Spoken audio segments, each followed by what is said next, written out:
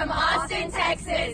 মোদীৰ বাবে crazy America সদায় পৰাই তোলা হৈছে টেক্সাছৰ হিউষ্টনৰ এনাৰ্জি ষ্টেডিয়াম চহৰখনৰ প্ৰতিটো মুখ্য স্থানত ষ্টেডিয়ামৰ বাহিৰৰ দৰেই অৰা হৈছে বৃহৎ বৃহৎ হৰ্ডিংছ ৱেলকাম মোদী এসপ্তাহৰ সূচীলৈ আমেৰিকালৈ বুলি যাত্ৰা নৰেন্দ্ৰ মোদীৰ মুহূৰ্ততে সলনি হৈছে আমেৰিকাৰ দৃশ্যপট হিউষ্টনৰ ৰাজপথত দীঘলীয়া কাৰ ৰেলী ভাৰত আমেৰিকাৰ জাতীয় পতাকা উলিওৱা হৈছে মোদী স্বাগতম ৰেলী অতি উৎসাহী প্ৰবাসী ভাৰতীয় হাতে হাতে ত্ৰিৰংগা লৈ মাৰ্কিন মুলুকত বিভিন্নজনৰ ফটো আপলোড ছ'চিয়েল মিডিয়াত সাংস্কৃতিক কাৰ্যসূচীৰ বাবে চলিছে আখৰা মোদীলৈ স্বাগতম জনাই অসংখ্যজনৰ শুভেচ্ছা বাৰ্তা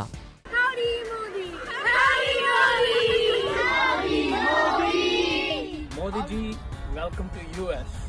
Howdy, Modi. Howdy, howdy, Modi. Howdy, Modi. Welcome to Texas. We love you.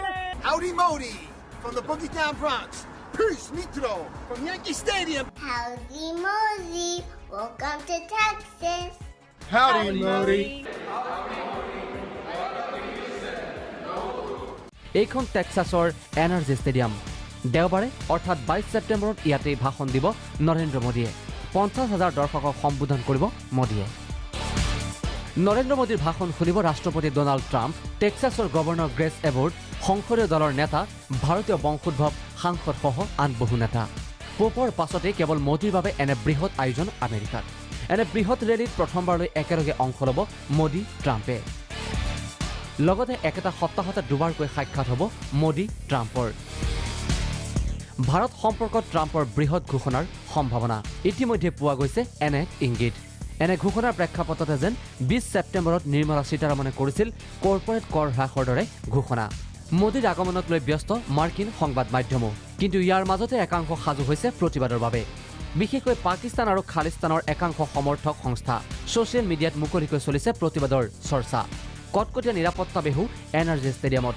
70,000 আসন থকা এনাৰ্জিত বহিব 50,000 জন এয়া কৰা হৈছে মাত্ৰ নিৰাপত্তাৰ বাবেই আমেৰিকা যাত্ৰাৰ সময়ত কিছু সময়ৰ বাবে জাৰ্মানীৰ ফ্ৰেংকফৰ্ট এয়াৰপৰ্টত খন্তেক সময়ৰ বাবে থমকিল মোদীৰ বিমান হিউষ্টন ৰেলীৰ পিছত ৰাষ্ট্ৰসংঘত ভাষণ দিব মোদীয়ে এই আমেৰিকা যাত্ৰাক লৈও নৰেন্দ্ৰ মোদীৰ বিশেষ টুইটত প্ৰচুৰ উৎসাহ